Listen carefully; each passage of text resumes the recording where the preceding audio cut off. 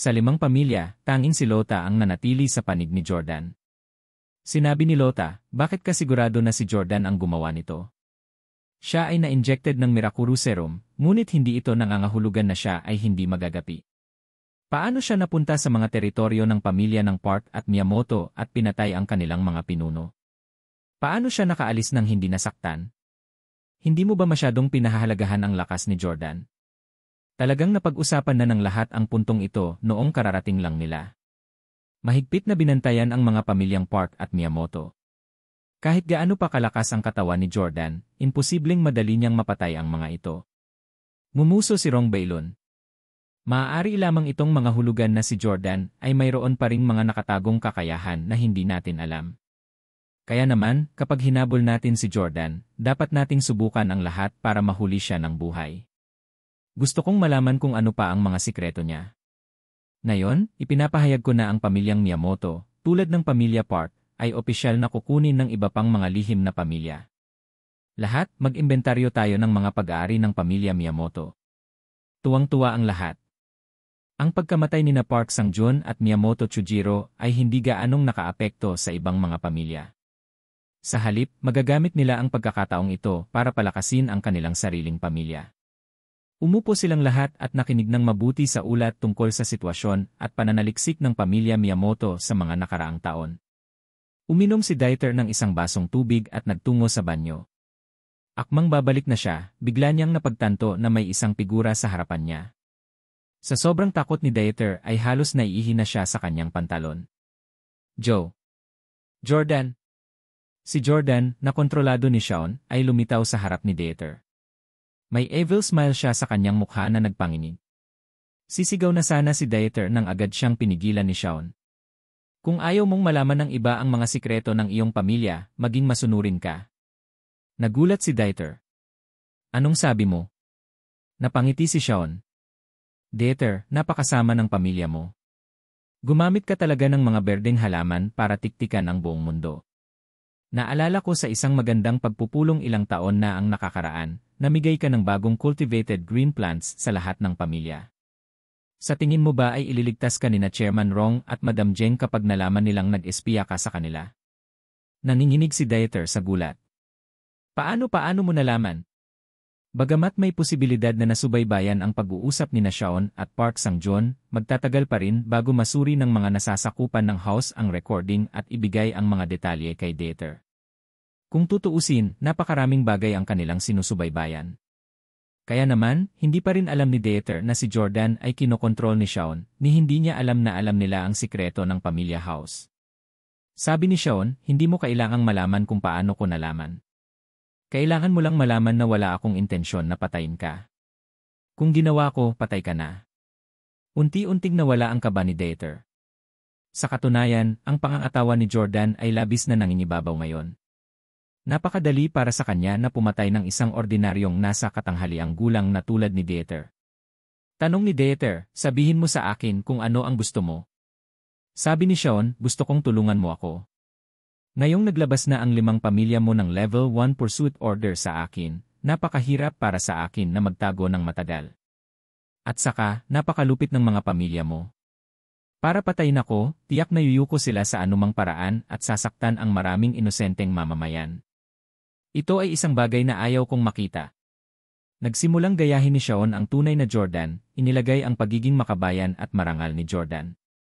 Sinabi ni Dieter, gusto mong sabihin ko kay Chairman Rong na kanselahin ang level 1 pursuit order. Sabi ni Sean, hindi kailangang ikaw ang magtataas nito. Tawagan si Madam Jeng mamaya.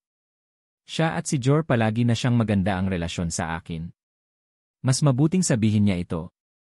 Pagdating ng panahon, kailangan mo lang bumoto ng naayon. Nag-alinlangan si Dieter. Iniisip niya kung ano ang iisipin ng ibang mga pamilya sa kanya kung bumoto siya laban sa level 1 pursuit order. Ngumuso si Sean, nahulaan niya ang iniisip ni Dieter.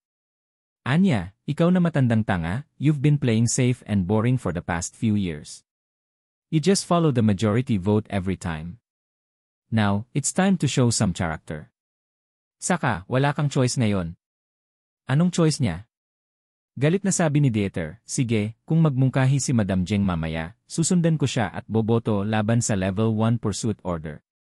Gagawin ba yon? Tumango si Sean. Nang makitang aalis na si Dieter, hinawakan niya ang braso niya at mumiti ng masama. Mr. House, may isa pa akong tanong sayo. Ano ito? Naiinip na tanong ni Dieter. Nakangiting patuloy ni Sean. Maraming taon mo nang sinusubaybayan ang mga pamilya natin.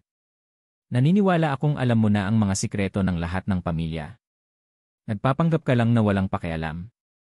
Alam mo ba ang sikreto ni Rong Bailun? Ano nga ba ang sinasaliksik ng kanyang pamilya? Kung mayroon man, medyo curious si Sean sa pamilya Rong dahil sila ang pinakamalakas. Sila ang nangungunang aso sa anumang domain. Sa makatuwid, gustong malaman ni Sean kung ano ang pangunahing direksyon ng pananaliksik ng pamilya Rong. Naniniwala siya na ang sagot ay tiyak na makapigil hininga. Wala akong masabi. Tinalikuran ni Dieter si Sean at naglakad palayo. Pupunta ako at kukunin si Madam Jeng para sayo. Pagkabalik, sinadya ni Dieter na kinunan ng makahulugang sulyap si Madam Jeng paminsan-minsan habang umiinom ng kanyang tsaa. Nang mapagtanto ito ni Madam Jeng, mukha siyang naiinis. Damn it, ano ang sinusubukang gawin ng Dieter na ito? Sinusubukan ba niya akong ligawan? Pakiusap, sariwang karne lang ang gusto ko. Bakit ako magkakagusto sa isang matandang tulad niya? Hindi siya pinansin ni Madam Jeng. Naiwan na walang pagpipilian, ipinadala ni Dieter ang isa sa kanyang mga tauhan upang maghatid ng mensahe sa kanya, may naghihintay sa iyo sa banyo. Nang matanggap niya ang mensahe, na-curious si Madam Jeng. Sino ang taong iyon? Paano niya nakuha si Dieter na maghatid ng mensahe para sa kanya? Pupunta ako sa washroom. Nag-isip sandali si Madam Jeng bago tumayo at naglakad patungo sa washroom. Pagdating niya sa palikuran, tumingin si Madam Jeng sa loob. Ito ay walang laman. Sinabi niya, lumabas ka. Sino ito? Sa sandaling ito, nakaupo si Sean sa isang pasamano sa likod ng pinto. Ngumiti siya at tumalon mula sa hagdanan. Ah! Ikaw pala. Jordan. Lumingon si Madam Jeng at laking gulat niya nang makita si Jordan. Siyempre, hindi siya sumigaw. Sa halip, kusa niyang hininaan ang boses. Naniniwala siya na alam ni Jordan na wala siyang anumang masamang intensyon sa kanya. Sa halip, palagi siyang nagsasalita para sa kanya. Nang makita ni Sean si Madam Jeng, yumakap ito sa kanya na parang mahinang bata. Tita Jeng, natatakot po ako eh. Kung makikita ng ibang tao ang eksenang ito, siguradong magugulat sila sa walang hiyang kinikilos ni Jordan. Siya ay kumikilos tulad ng isang mahinang dalaga sa pagkabalisa. Maraming babae ang ganito ang ugali sa harap ng mga lalaking nagustuhan nila. Magpapanggap silang natatakot at magsasabi ng mga bagay tulad ng iligtas mo ako, napakatapang mo at kahanga-hangang para makuha ang kanilang pabor. Hindi alintana ni Madam Jeng na yakapin siya ni Jordan, ngunit nahirapan siyang tanggapin kung paano siya hinarap nito. Darling, you don't have to be afraid. Halika at sabihin mo sa akin kung ano ang nangyari. Pinatay mo ba talaga sina Park Sang-jun at Miyamoto Chujiro? At saka, maaari mo bang baguhin ang paraan ng pakikipag-usap mo sa akin? Salamat sa pagbibigay mo sa akin ng gamot sa pamilya Park, mas bata ako ngayon ng 10 taon, tandaan mo. Ganun pa rin ba tayo kalayo sa edad? Tanong ni Madam Jeng. Humiwalay si Sean sa pagkakayakap ni Madam Jeng at mumiti. Hindi, Madam Jeng. Para kang kasing edad ko. Nagpapakita ka ng kagandahang kabataan na nagpapagaan sa loob ko eh. Tuwang-tuwa si Madam Jeng nang marinig ang gayong papuri mula kay Jordan. Nagtanong muli si Madam Jeng, sabihin mo sa akin kung ano ang nangyari para matulungan kita. Tumango si Sean. Hindi ko pinatay sina Park Sang-jun at Miyamoto Chujiro. Ipinadala ni Park Sang-jun ang kanyang anak na si Park Anya para patayin ako at nauwi sa kamatayan sa aking mga kamay. Alam mo, si Park Anya ang babaeng gusto ko. Sobrang sakit ng puso ko. Galit na galit talaga ako noon. Agad akong pumunta sa South Korea para ayusin ang score ko kay Park Sang-jun, pero pagkatapos kong mahanap si Park Sang-jun. Si Park Sang-jun ay isang mapanlinlang na matandang hamak.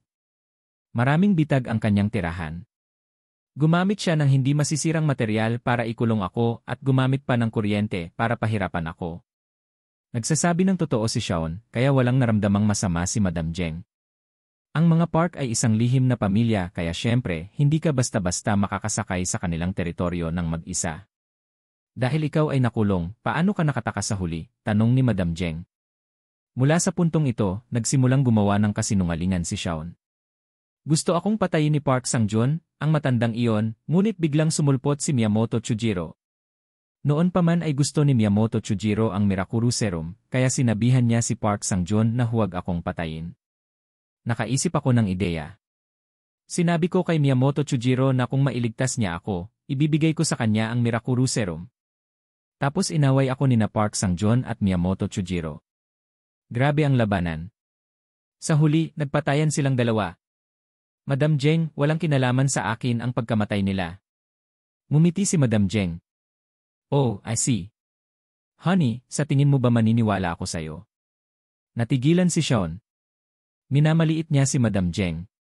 Hindi niya inaasahan na ang kanyang kasinungalingan ay hindi magpapaloko sa kanya. Sabi ni Madam Zheng, Jordan, hindi ka talaga magaling magsinungaling. Nagbabago ang tono mo kapag nagsisinungaling ka. At saka, hindi ka naman mahina at mahiyain sa harap ko noon. Pinatay mo sina Park Sang-jun at Miyamoto Chujiro, tama? Alam na ngayon ni Shaun na wala sa punto ang panggagaya niya kay Jordan. Pagkatapos ng lahat, si Jordan ay isang Diyos, at ang kanyang bawat kilos ay nangingibabaw. Samantala, si Shaun ay kasing kahulugan ng terminong kawawa. Paano niya nagagawa ang alindog ni Jordan sa maikling panahon? Hindi na itinago ni Shaun. Napangiti siya.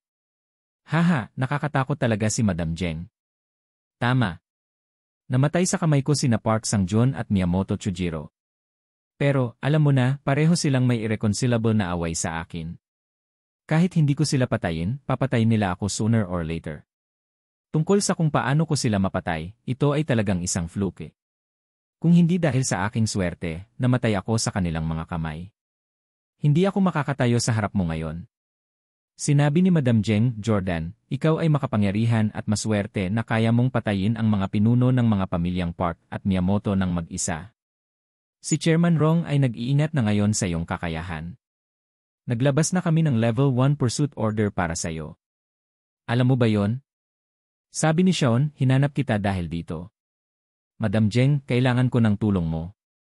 Pakimungkahi ang pagkansela ng Level 1 Pursuit Order sa ibang mga pamilya. Mukhang problemado si Madam Zheng. Jordan, natatakot ako nani. Tatanggi na sana si Madam Zheng nang biglang nagkusa si Shaun na halikan siya. Saglit na natigilan si Madam Zheng bago ito ngumiti. Wow, ano ka niyo? Masyadong hindi inaasahan ang halik na ito.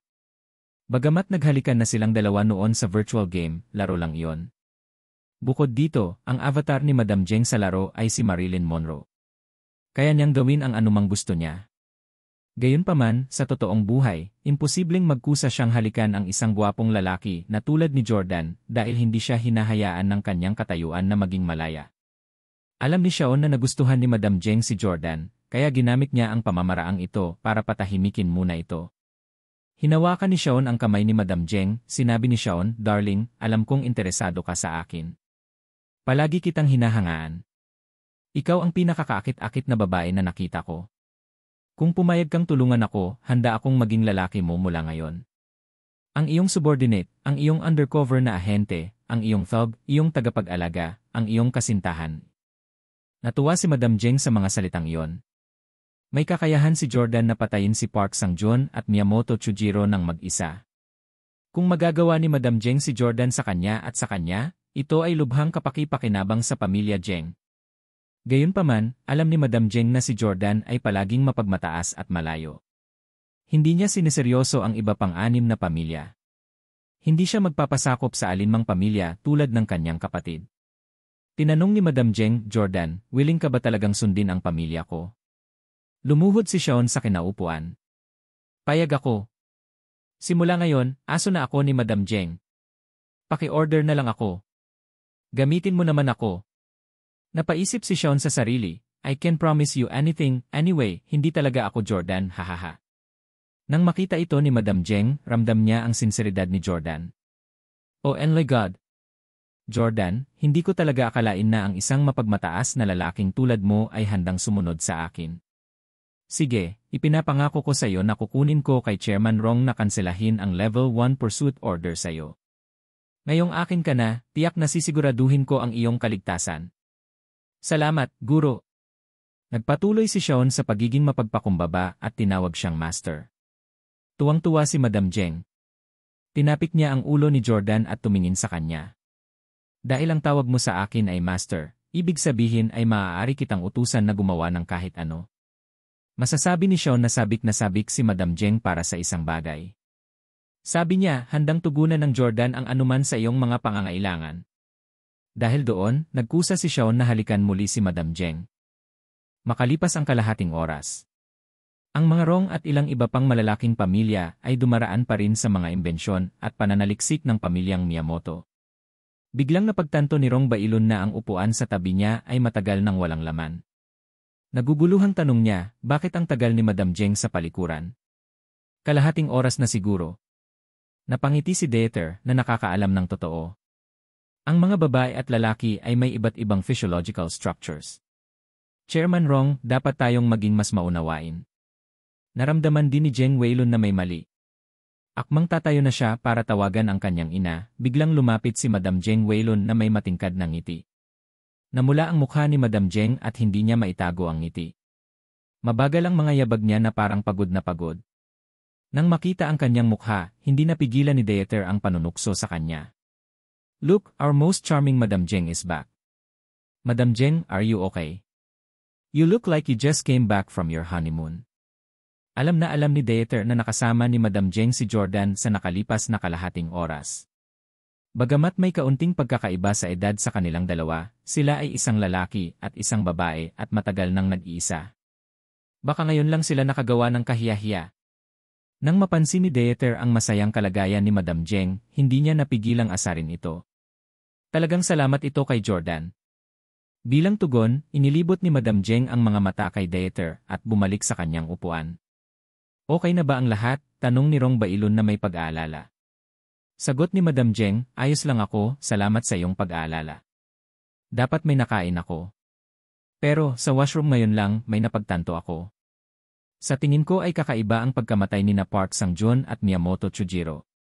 Hindi natin masisisi na isisi na lang ang lahat kay Jordan. Kahit na malaman natin na si Jordan ang may kagagawa nito, hindi lang tayo dapat mag-issue ng Level 1 Pursuit Order.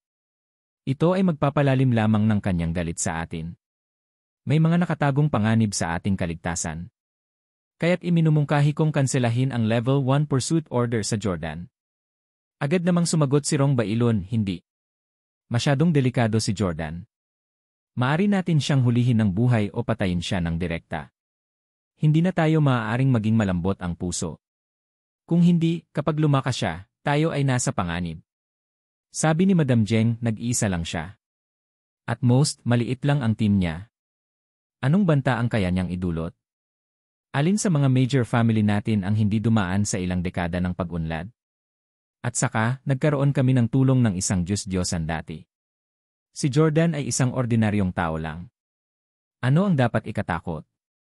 Sinabi ni Rong Bailon, sa pinakakaunti, ilang beses nang lumampas si Jordan sa aking inaasahan. Siya ay isang napaka-nakakatakot na tao. Hindi siya maaaring magpatuloy ng walang pigil. Sa sandaling ito, nagsalita si Lota para kay Jordan. Chairman, sobra ka na.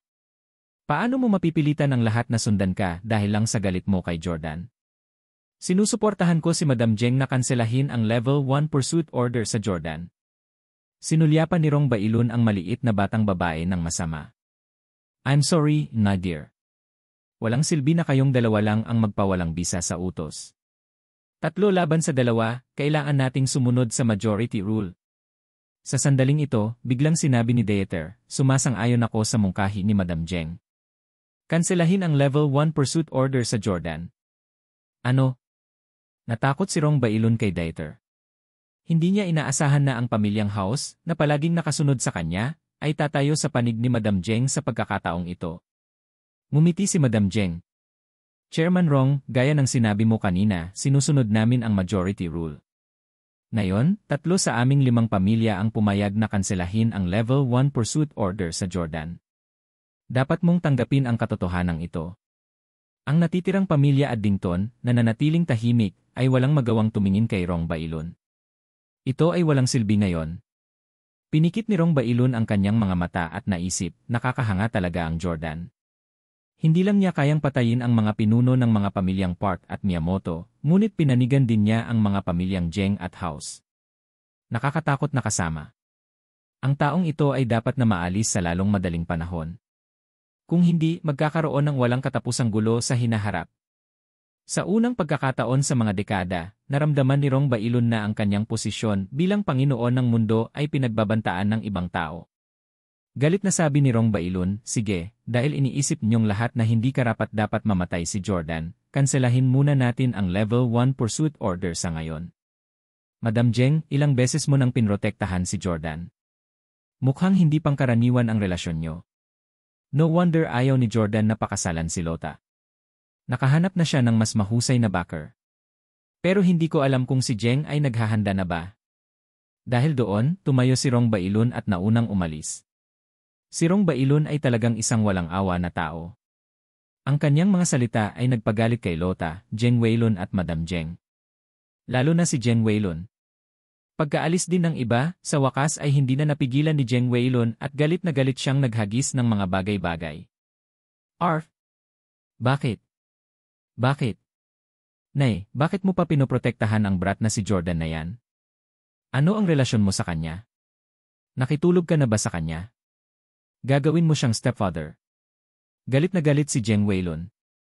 Smack! Sinampal siya ni Madam Jeng sa mukha, walang awa sa anak. Wala kang karapatang panghimasukan kung sino ang kasama ko sa pagtulog. Hindi ikaw ang namumuno sa pamilya Jeng. Nang marinig ito ni Jeng Weilon, malinaw sa kanya na inamin lang ng kanyang ina na nakitulog kay Jordan. Si Jeng Weilon ay nadismaya. Sige, paalisin mo ako sa pamilya. Anyway, mas bata sa akin si Jordan. Na-inject din siya ng serum, kaya mas maaga siyang mamatay kaysa sa akin. Ipasa mo na lang sa manliligaw mo ang negosyo ng pamilya. Dahil doon, aalis na si Jeng Weilon sa galit. Hinawakan siya ni Madam Jeng. Anak, bakit ang sungit mo? Close na ako kay Jordan, pero hindi ibig sabihin nun na gusto ko siyang makasama. Mas imposibleng maipasa ko ang pamilya sa isang outsider. Anak, to tell you the truth, kinilala na ako ni Jordan bilang master niya. Maaring ituring siyang subordinate ng Jeng family natin. In the future, magiging under mo rin siya. Nagulat si Jeng Weilon. Ano? Inay, sabi mo ay kinilala ka ni Jordan bilang kanyang guro. Siya ay isang lingkod ng aming pamilya. Ibig bang sabihin ay master niya rin ako? Ngumiti si Madam Jeng. Tama. Ganun. Kaya hindi mo kailangang kamuhian si Jordan. Tutulungan ka lang niya sa hinaharap. Mas mataas ang status mo sa kanya. Tumawa ng malakas si Jeng Weilon. Hahaha, to think na naging aso ng pamilya natin ang mayabang na si Jordan. Hahaha. Jordan, sa susunod na pagkikita natin, gusto kong lumuhod ka at linisin ang sapatos ko. Makalipas ang ilang oras, sa nabugbog na invisible na eroplano ni Shaun. Nakaupo sa isang espesyal na dilaw na upuan ng rosewood, dahan-dahang nagising si Jordan at binuksan ang kanyang mga mata. Nang imulat niya ang kanyang mga mata, nakita niya ang isang malabong figura na naglalakad. Habang unti-unting lumiliwanag ang kanyang paningin, nakita ni Jordan na si Shaun iyon. May hawak siyang 2 baso ng red wine, ang isa ay inabot sa kanya. Nasa mukha niya pa rin ang kakaiba at hindi maarok ng ngiti. Dirty Jordan, gising ka na. Halika, magdiwang tayo. Inabot ni Shaun ang wine glass kay Jordan. Sa sandaling ito, hindi na kontrolado ni Shaun ang katawan ni Jordan. Ang mga nakalipas na oras ay labis na nagpasaya sa kanya. Marami na siyang nakontrol na tao noon, ngunit hindi pa siya nakaranas ng ganoong karanasan. Kung hindi lang inutusan ni Jordan si Shaun na huwag siyang kontrolin ng matagal, tiyak na ginamit ni Shaun ang katawan at pagkakakilanlan ni Jordan para magsaya pa ng ilang oras at makipaglaro pa sa ilang babae. Tinanggap ni Jordan ang baso ng alak at nag-aalalang nagtanong, patay na ba si Miyamoto Chujiro? Pinatay ni Miyamoto Chujiro ang mga inosenteng mamamayan ng Orlando. Ito ay isang bagay na hindi kayang tiisin ni Jordan. Napangiti si Shaun. Sa ating dalawa na nagtutulungan, we are as good as invincible. Simpleng bagay lang ang pagpatay kay Miyamoto Chujiro. Hahaha. Kung ayaw mong maniwala, tanungin mo ang mga subordinates mo.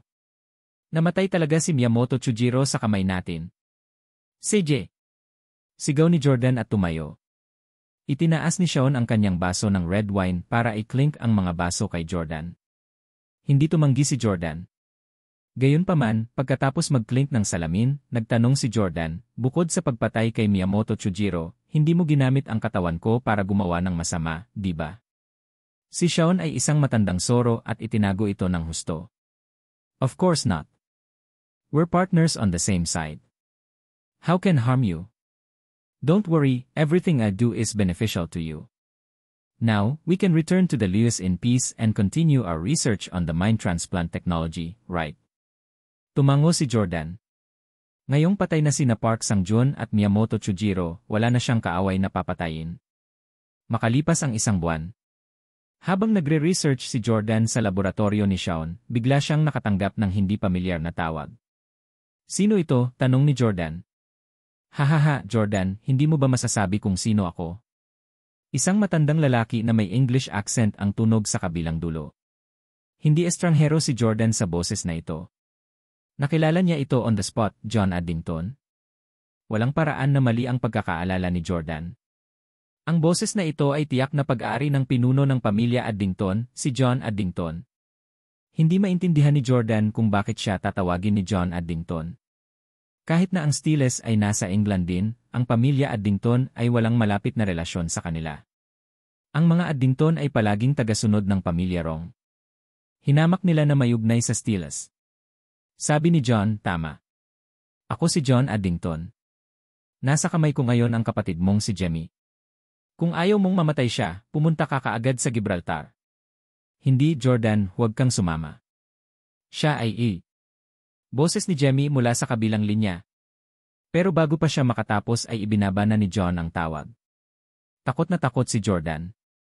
Bakit nasa kamay ni John Addington si Jemmy? Kalahating oras ang nakalipas. Sa pagitan ng pinakatimog na bahagi ng Spain at hilagang kanluran ng Africa, sa isang lugar na tinatawag na Straits of Gibraltar, mayroong isang malaking barkong pandigma na tinatawag na Via Addington. Ang bahaging ito ng dagat ay dati nang inaangkin ng Spain at United Kingdom. Gayunpaman, dahil ang barkong pandigma ng pamilya Addington ay naglayag, sumuko na ang Espanya. Ang Via Addington ay ang pinakamalaking kilala sa mundo. Sa araw na ito, gaya ng nakasanayan, dumating si John Addington para sumakay sa kanyang barkong pandigma na sinamahan ng maraming subordinates. Gayunpaman, nang siya ay sasakay na, dose-dosenang mga figura ang biglang lumitaw mula sa dagat. Para silang mga pating na nagkukubli sa tubig, biglang lumukso upang kitilin ang buhay ni John. Sa sobrang takot ni John ay namutla ang kanyang mukha. Mga bantay. Mga gwardya. Si Jordan iyon. Nandito si Jordan para patayin ako. Sa puntong iyon, naisip ni John na si Jordan iyon. Pagkatapos ng lahat, pinatay niya ang mga pinuno ng mga pamilyang Park at Miyamoto noong isang buwan. Gayunpaman, ang ganitong uri ng palihim na pananambang ay hindi estilo ni Jordan. Si Jemmy ang totoong may gawa na matagal nang nagtatago dito. Mula nang pumanaw ang kanyang lolo at umalis sa pamilya, lumilitaw na umalis si Jemmy sa England. Sa katotohanan, siya ay hindi. Patuloy siyang nagtago sa England para mapalapit sa pamilya Addington. Nais niyang malaman ang kanilang sikreto at agawin ito pabalik upang mailigtas ang pamilya. Pagkaraan ng mahabang panahon na sundan si John, napagtanto niyang darating siya sa barkong pandigma na ito paminsan-minsan. Naniniwala siya na ang barkong pandigma na ito ay dapat may hawak ng mga lihim ng pamilya Addington. Bang bang bang bang. Bang bang bang bang. Nagmamadaling inilabas ng mga nasasakupan ni John ang kanilang mga pistola at pinagbabaril ang mga hindi imbitadong bisitang ito. Gayunpaman, masyadong mabilis si Jemmy at ang kanyang mga tauhan. Bukod dito, sila ay tumatalon ng random mula sa malalim na dagat. Imposibleng magbantay laban sa kanila. Bukod dito, si Jemmy ay may ekspertong Phoenix na agad na nagkontrol sa sitwasyon. Wala pang 0 segundo, nakatutok ang baril sa ulo ni John. Huwag kang gumalaw. Kung hindi, papatayin ko ang iyong amo. May hawak na baril si Phoenix at pinagbantaan si John.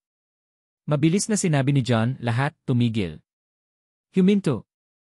Noon lang tumigil sa pag-atake ang mga tauhan ni John. Galit na galit silang lahat. Lumapit si Jemmy kay John at mumiti. Tito Addington, para tambangan ka, nagtiis kaming nasa ilalim ng tubig sa loob ng 3 araw at 3 gabi. Pinahirapan mo ako ng husto. Tumingin si John kay Jemmy. Ikaw ba ang pangalawang kapatid ni Jordan? Tama. Bang! Sinuntok ni Jemmy si John sa mukha. Ang suntok na ito ay para sa aking mga patay na tao at mga mananaliksik. Hindi ko inaasahan na pagkatapos ng mahabang panahon sa Inglaterra, hindi mo lang natulungan ang mga stile, na pinsala mo pa ang ating mga tao. Kung iisipin na tinuring ka ng aking lolo bilang isang kaibigan at napakabuti sa iyo. Tumawa si John. Ignorante na kapwa. Paano magiging karapat-dapat ang iyong pamilya na makipagkaibigan sa aking marangal na pamilya Addington? Masyado mong pinahahalagahan ang iyong sarili. Bang!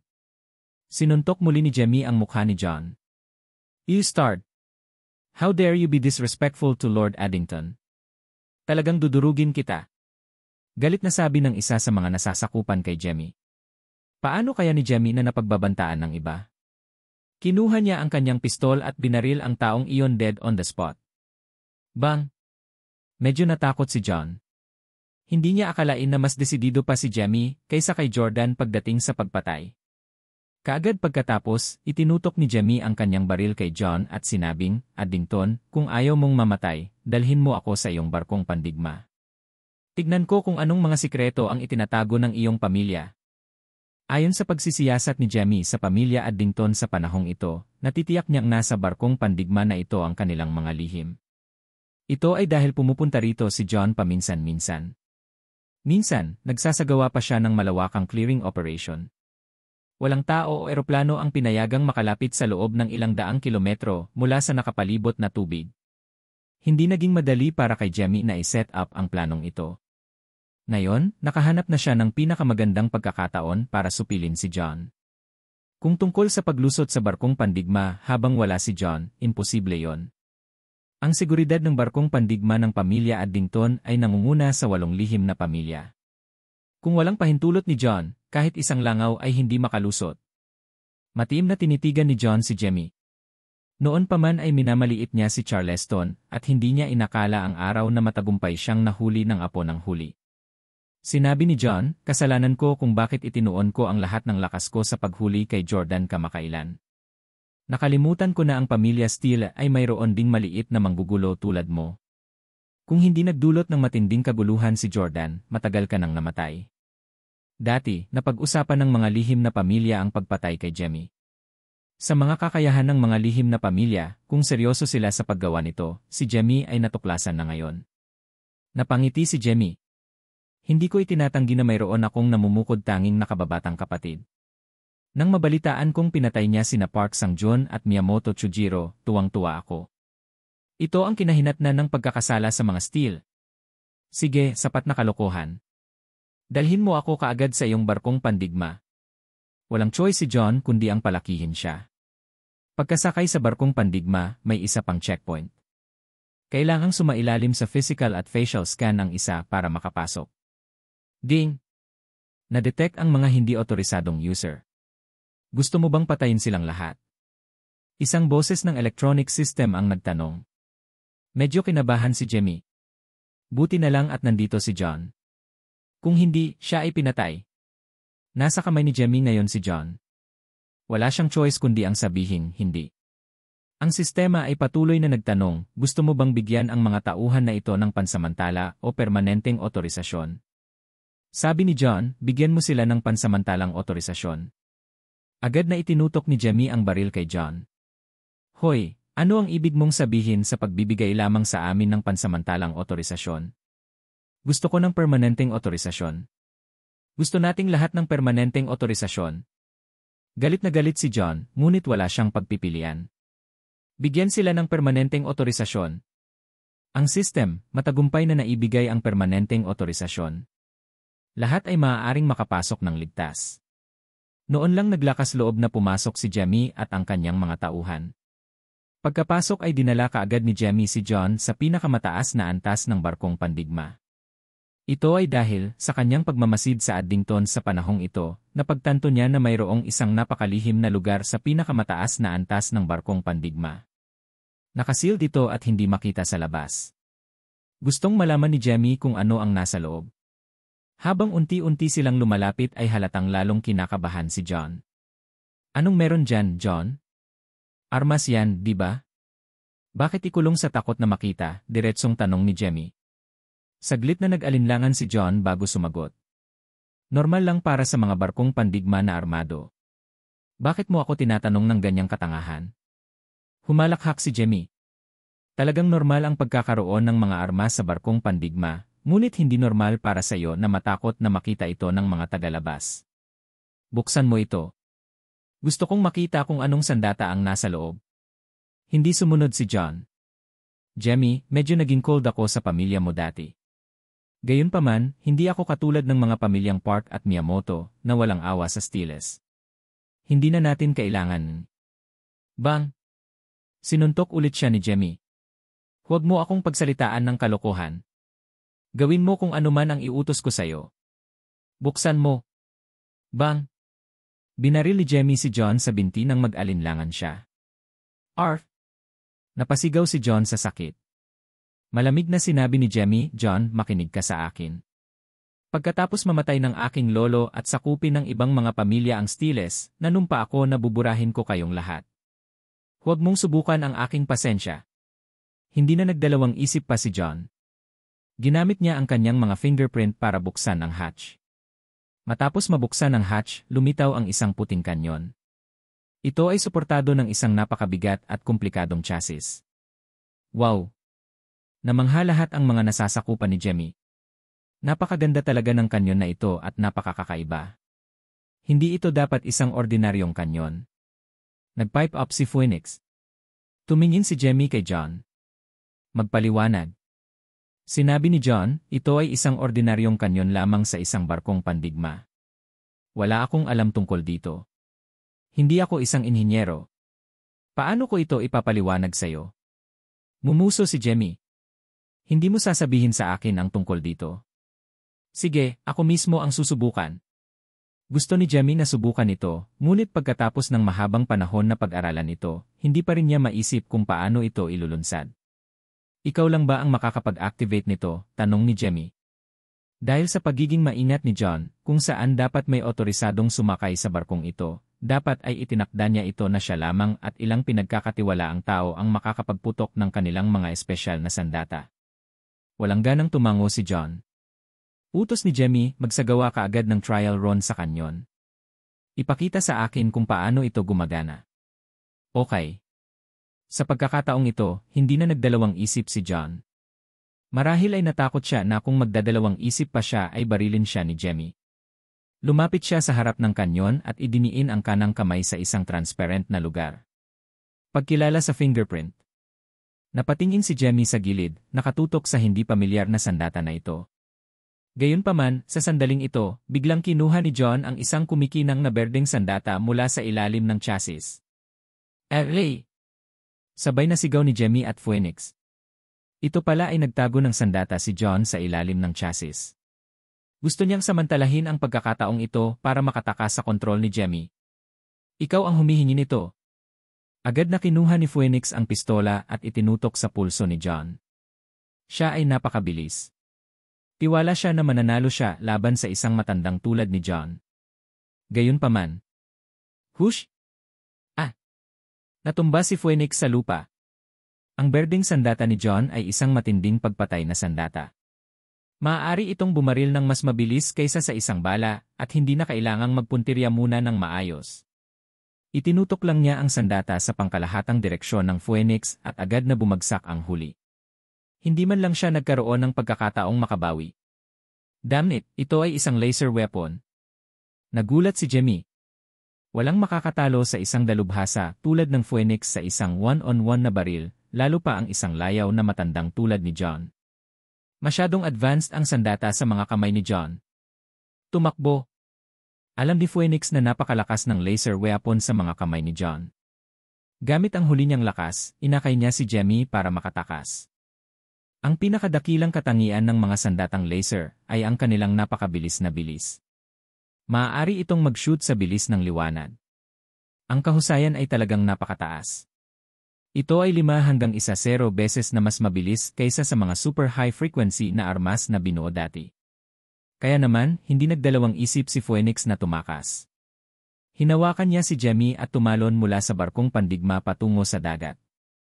Walang silbi ang laser weapon ni John ngayong nasa tubig na sila. Limitado ang lakas at saklaw ng pag-atake nito.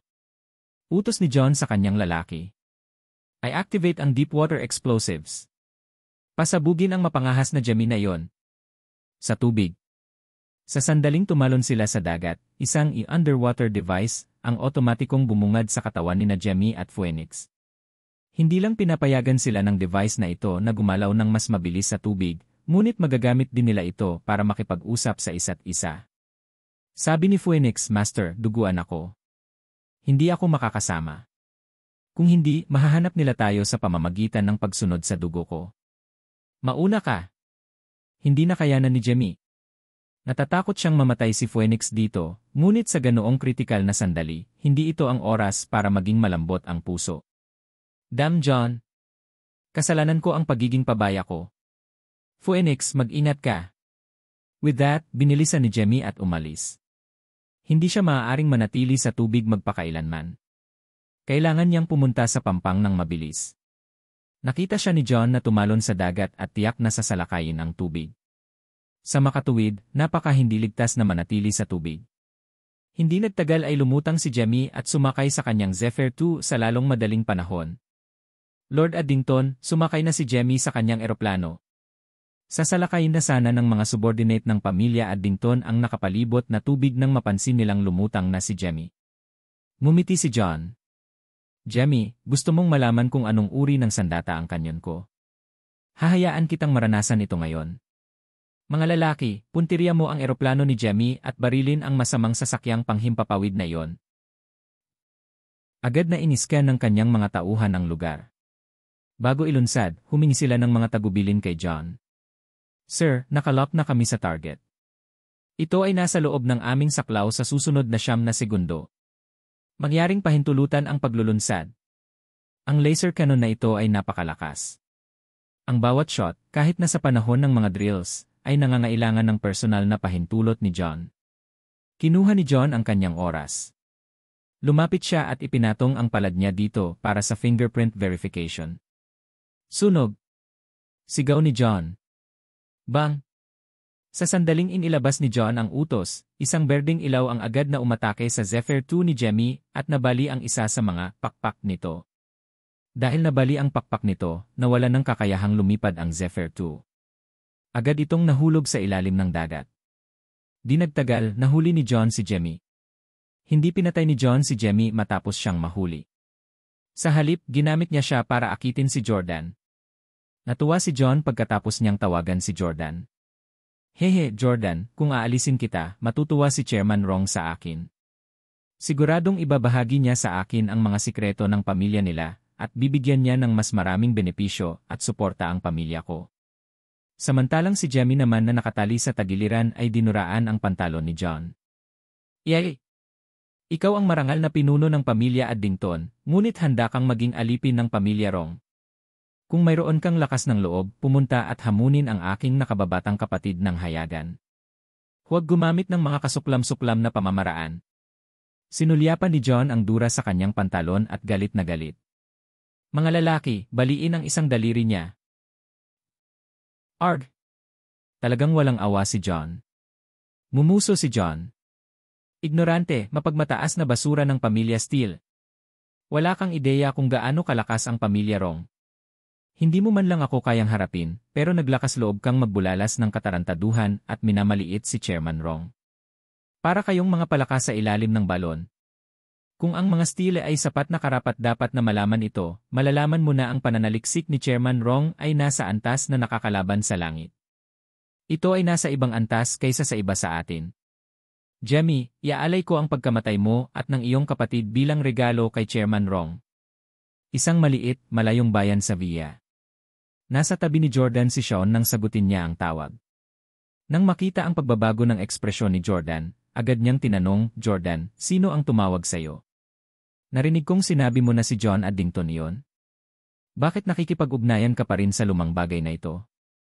Walang ekspresyon si Jordan. Nakuha ni John Addington si Jemmy. Ano? Hindi nakaimik si Sean.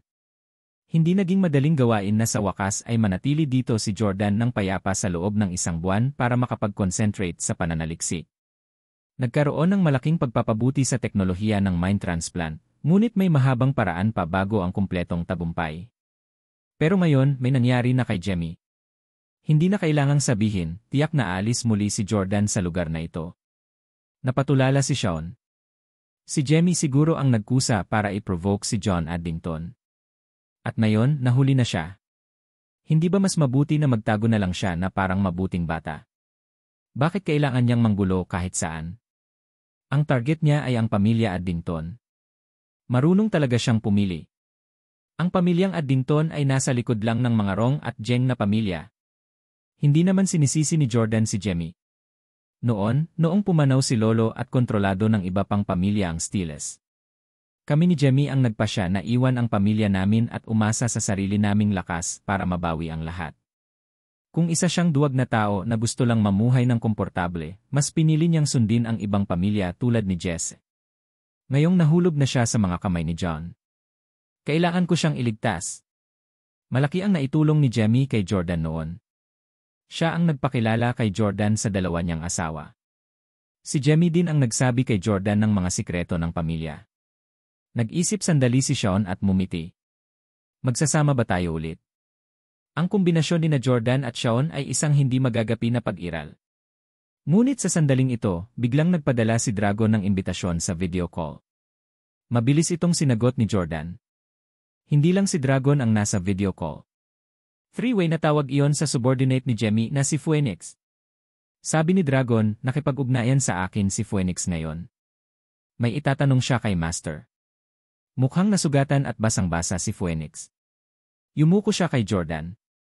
Pagbati, Mr. Jordan. Nagmamadaling sinabi ni Jordan, Phoenix, pamilya tayong lahat. Hindi na kailangang maging formal. Nasaan ka? Sigaw ni Phoenix. Nasa Straits of Gibraltar ako. Si Master Jemmy ay nahuli ng pamilya Addington. Mangyaring iligtas siya. Sumagot si Jordan, alam ko na ang tungkol dito. Naghahanda ako ngayon para iligtas siya. Sobrang na-touch si Phoenix. Salamat, Mr. Jordan. Gayunpaman, ang pamilya Addington ay may mga sandata ng laser. Kailangan mong protektahan ng mabuti ang iyong sarili. Mas mabuti kung makakahanap ka ng isang fighter plane na mas matigas kaysa sa Zephyr 3. Ang Zephyr 2 ni Master Jemmy ay nawasak ng laser cannon ni Addington. Ano? Si Jordan at Sean ay parehong namangha. Tuwang-tuwa si Sean at sumiksik sa tabi ni Jordan. Noon pa man ay gusto niyang malaman kung ano ang pananaliksik ng pamilya Addington. Gayunpaman, si John ay isang maingat na tao. Ang mga nasasakupan na nakakaalam ng mga sikreto ng pamilya Addington ay pawang mga taong inalagaan ng pamilya mula pa noong mga bata pa sila. Ang pamilya ay bihirang kumuha ng sinumang matatanda. Sa makatuwid, napakahirap para kay Sean na makalusot sa Addingtons gamit ang sarili niyang mga espiya. Tinanong ni Sean si Phoenix, ano ang sinabi mo? Ang pamilya Addington ay may mga sandatang laser. Ang kanyang kanyo ng laser ay kayang sirain ang mga eroplanong Zephyr ng Stiles. Laking gulat din ni Jordan. Sa kanyang palagay, ang kanilang mga Zephyr planes ang nangunguna sa klase. Ang mga ordinaryong armas ng artilerya ay halos hindi mag-iwan ng gasgas.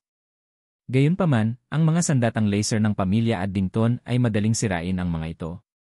Sagot ni Phoenix. Laser cannons at iba pang laser weapons tulad ng swords and clubs. Napakabilis ng mga ito at otomatikong nakatutok sa target. Maaabot nila kaagad ang target. Walang paraan para ipagtanggol laban sa kanila. Nakasakay na si Master Jemmy sa kanyang Zephyr 2 para tumakas, ngunit nang pumutok ang laser cannon, agad na nasira ang defense device ng eroplano at naputol ang isang pakpak nito. Nahuli si Master dahil dito. Napabuntong hininga sina Jordan at Sean. Bagaman hindi nila personal na nasaksihan ang eksena, masasabi nila mula sa paglalarawan ng Phoenix na ang mga sandatang laser ng pamilya Addington ay lubhang nakakatakot. Ano ang pinakamahalagang bagay sa isang labanan? Bilis.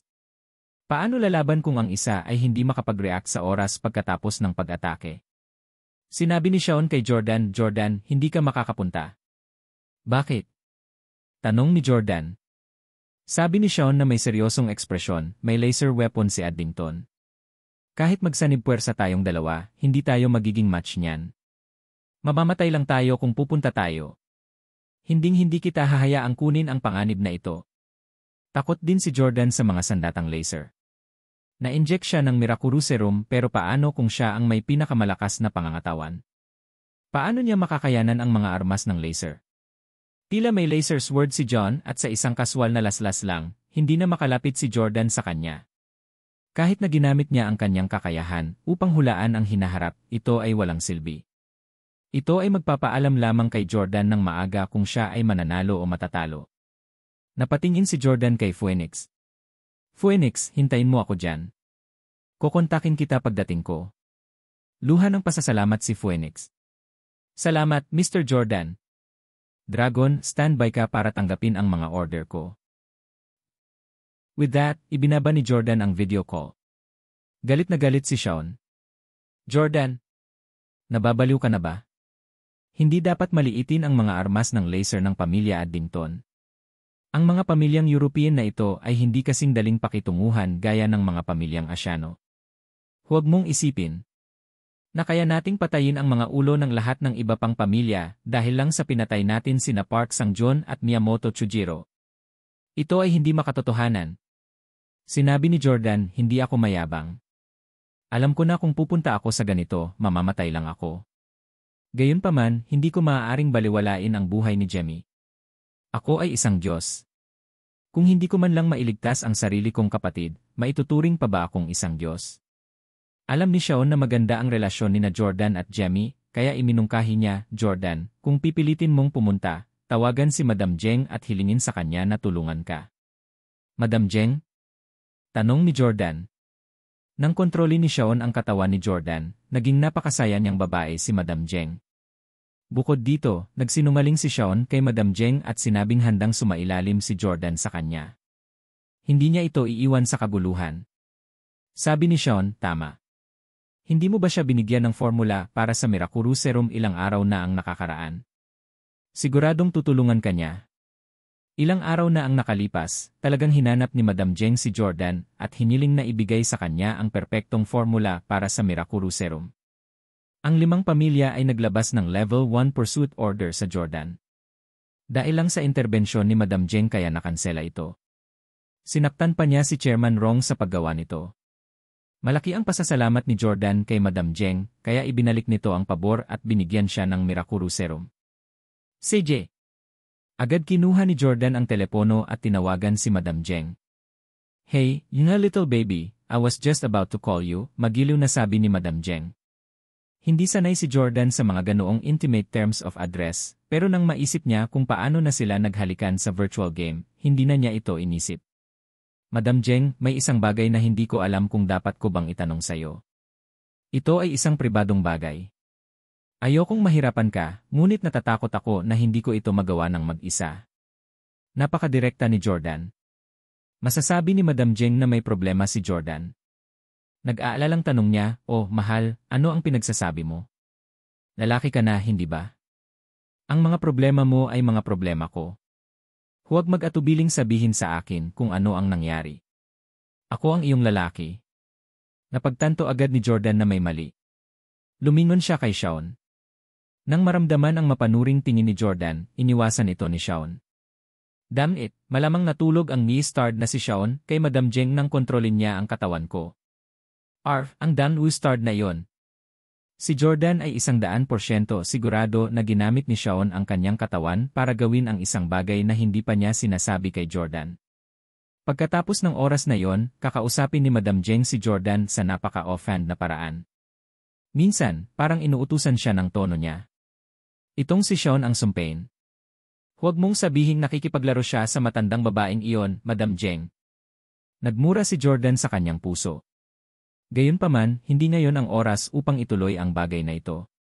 Sinabi ni Jordan, ang aking pangalawang kapatid, si Jemmy, ay nahulog sa mga kamay ni John Addington. Ngayon, gusto ni John na pumunta ako. Baka mahuli niya ako ng buhay at ialok ako kay Chairman Rong, o baka patayin niya lang ako. Nag-aalala si Madam Jeng. Mahal, hindi maarok ang lakas ng pamilya Addington. Hindi maihahambing ang mga pamilyang Park at Miyamoto. Sinuri ko ang pamilya Addington. Napakalakas ng mga sandata nila. Imposibleng mailigtas mo ang iyong pangalawang kapatid sa kanila. Ipangako mo sa akin na hindi ka pupunta.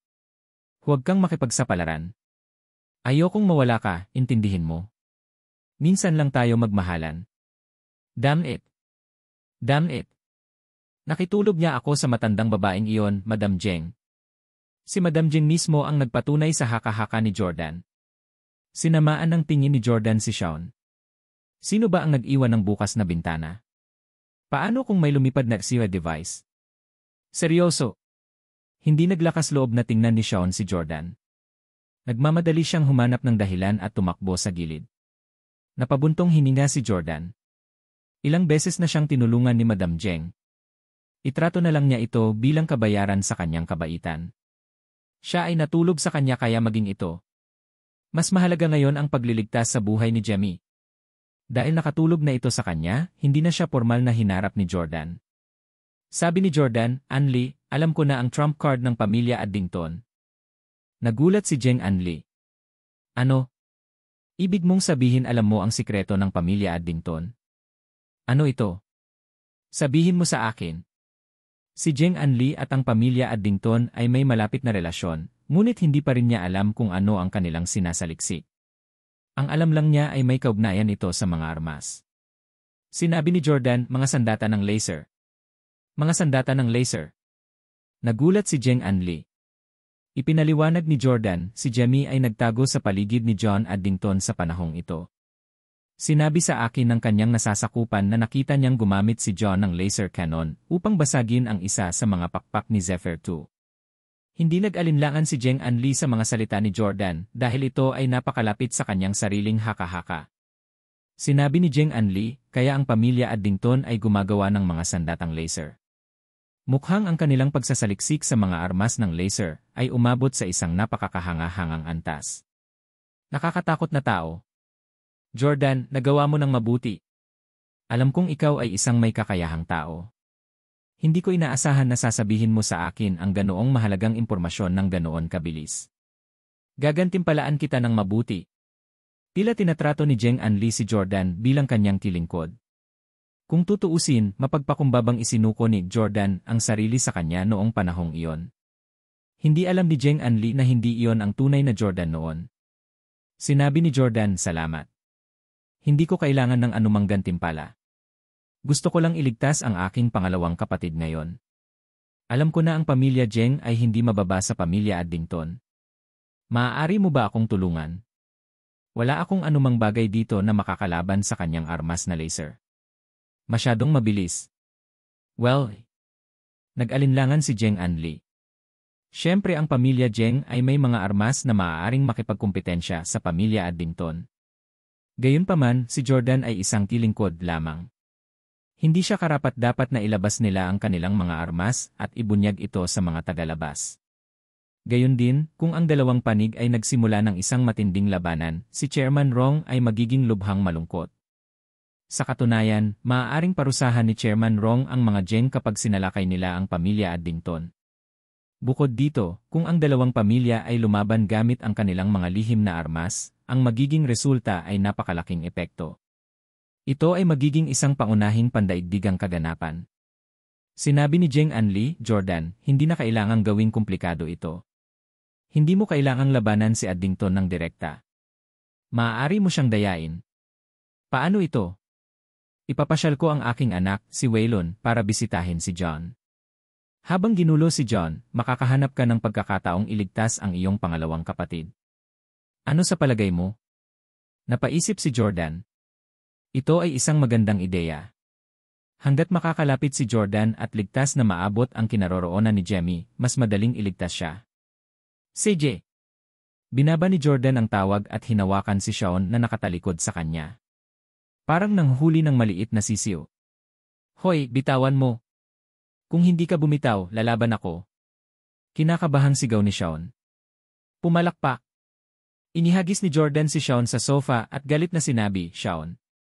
Sinabi mo na hindi mo ginamit ang katawan ko para manggulo. Nakitulog ka kay Jeng Anli. Nahihiyang sabi ni Shawn, I had no choice. I tried using words to convince Jeng Anli but it was useless. I had to conquer her with LA body before she was willing to help you. Hehe, wag na tayong magtalo dito. Don't worry, hindi talaga kita pinahiya sa aspetong iyon. Mahal ka ng matandang iyon hanggang kamatayan ngayon. Ang ginawa ay ginawa. Alam ni Jordan na walang silbi na ituloy ang bagay na iyon. Mahal niya ako dahil makapangyarihan ang katawan ko. Ano ang kinalaman nito sa'yo? Umalis na tayo agad. Ipapadala ni Jeng Waylon ang anak niya para bisitahin si John. Magkita muna tayo ni Waylon. Makalipas ang ilang oras. El Hierro, Canary Islands. Halos isang oras na dito sina Jordan at Shawn.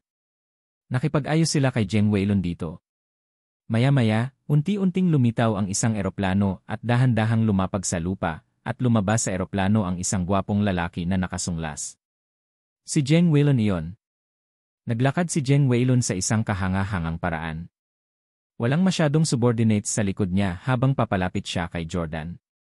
Sa pagkakataong ito, hindi na kasing antagonistic si Jeng Waylon tulad ng dati nang makilala si Jordan. Sa halip, napangiti siya sa sarap. Lumapit si Jeng Waylon sa Jordan, tinanggal ang kanyang salaming pang-araw at tumawa. Hahaha, hindi ko akalain na ang mayabang na pumatay sa mga pinuno ng pamilya Park at Miyamoto ay papayag na sundin ang pamilya ko at maging aso namin. Jordan, ang sarap mo. Magaling! Agad na sinimulan ni Jeng Waylon ang pangungutya kay Jordan sa sandaling magkita sila. Pansamantala, alam lang ni Jordan na ginamit ni Shawn ang kanyang katawan para matulog kay Jeng Anli. Hindi niya alam na nanumpa siya na susundin ang pamilya Jeng. Anong sabi mo? Hindi maintindihan ni Jordan. Sinabi ni Jeng Waylon, sige, itigil mo na ang pagpapanggap. Sinabi sa akin ng nanay ko ang lahat. Sinabi niya na lingkod ka ng pamilya Jeng. Ako ang iyong Panginoon. Maaari kitang utusan na gawin ang anumang bagay. Sa nakaraan, hindi mo ako nasisiyahan. Gayunpaman, dahil sa sinabi mo sa amin ang mga sikreto ng pamilya Addington, hahayaan kong lumipas ang mga nakaraan. Ngayon, lumuhod ka at linisin ang aking sapatos.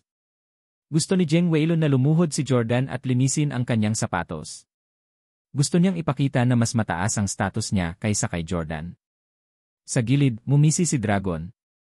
Mr. Jeng, hindi pa ipinapanganak ang taong kayang magpaluhod sa aking amo at magpunas ng kanyang sapatos.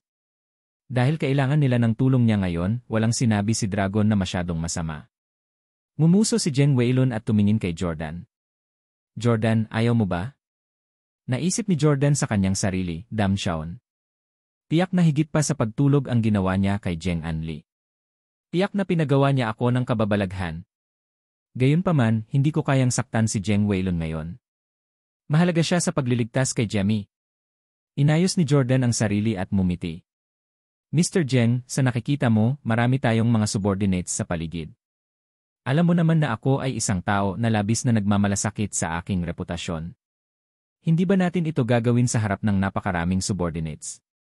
Tara na sa loob. Kapag tayong dalawa lang, tutulungan kitang magpakinis ng sapatos mo. Hahaha, tumawa si Jeng Waylon. Anyway, napatunayan mo talaga ang iyong sarili na isang matapang na tao at hindi ordinaryong tao. Sige, ililigtas ko ang pride mo at hindi kita ipapahiya sa harap ng mga nasasakupan mo. Utos ni Jeng Waylon sa kanyang mga nasasakupan. Hindi mo na ako kailangang sundan papasok.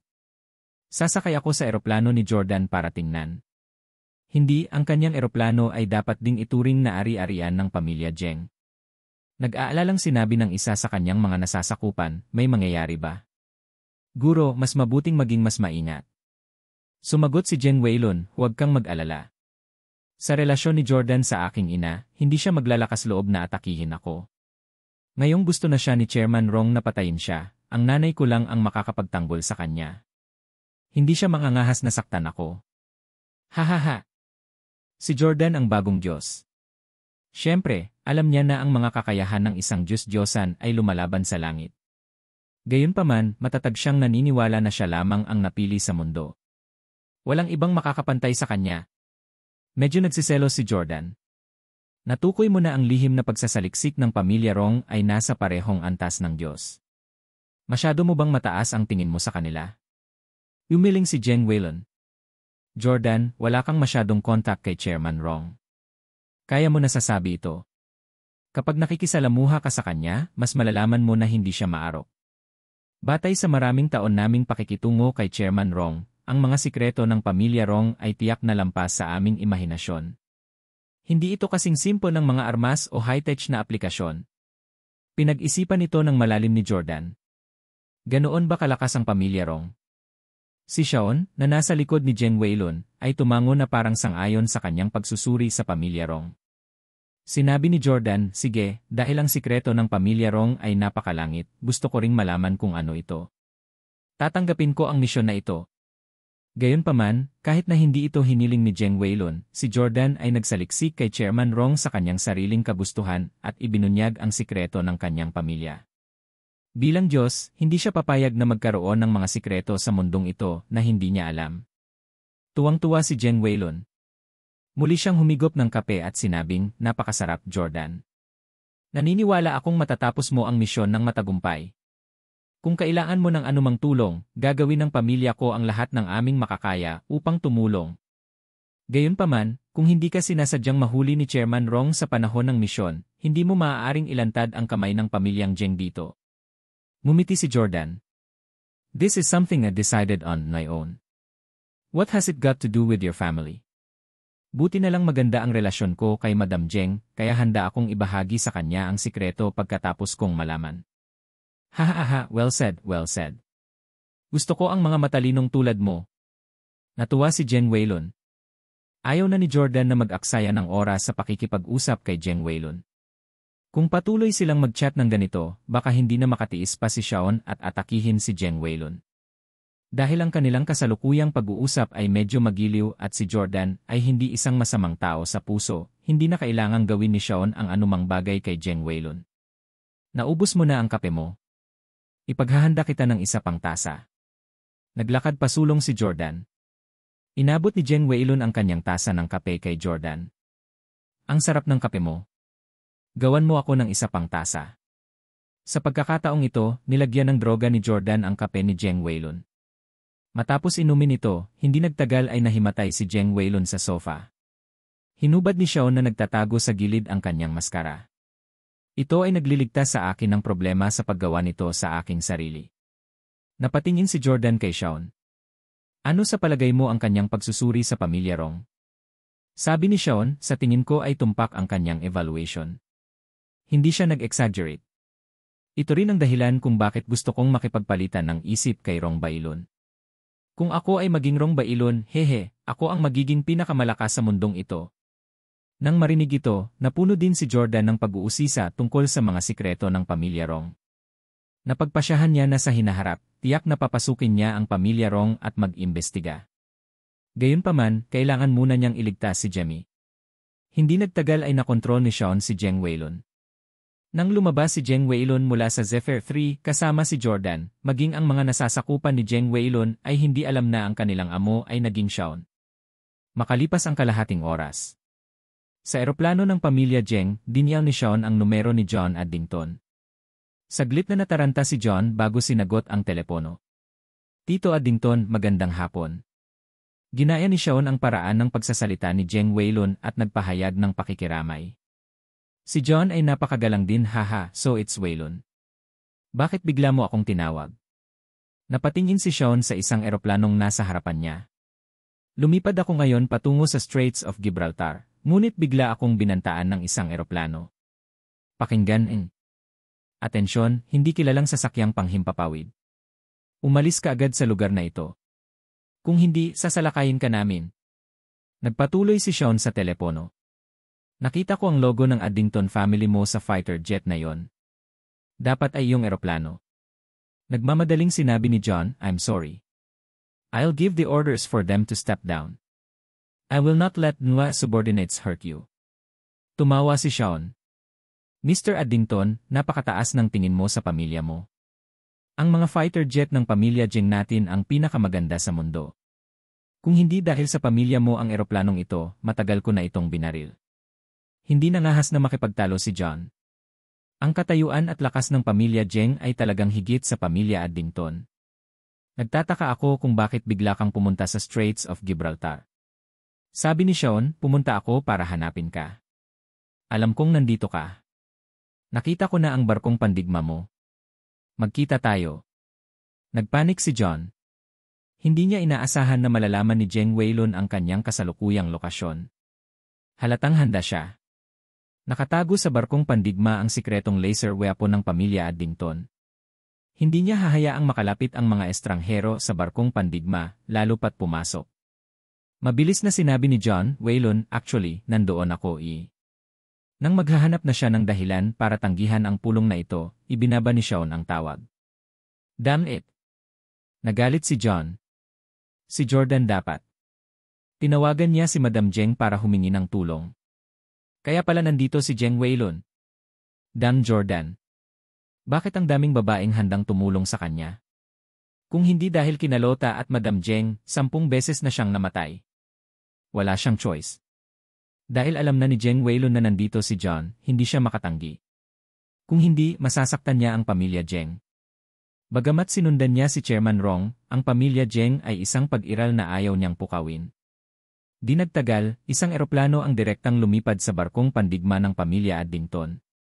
Nakasakay din si Jordan sa eroplano. Kung sakaling malaman ni Jeng Weilun ang sikreto ng pamilya Addington, agad na iniutos ni John na ikulong muli ang mga laser gun. Ang lahat ng mga armas ng laser ay nakatago. Nang makababa si Shaun sa eroplano, tumayo si John sa labas para personal siyang salubungin. Pagkatapos ng simpleng pagbati, niyaya ni John si Shaun na maupo sa sala ng barkong pandigma at nag-utos na may maghanda ng seafood at beer. Ngumiti si John. Jeng Weilun, your visit caught me off guard. I guess you're here to plead on behalf of that kid, Jordan? Jordan has a close relationship with Madam Jeng. Baka kasi hehe, I believe you can guess without me saying anything. I didn't expect you to be willing to help Jordan after he insulted you so much. I'm disappointed in you.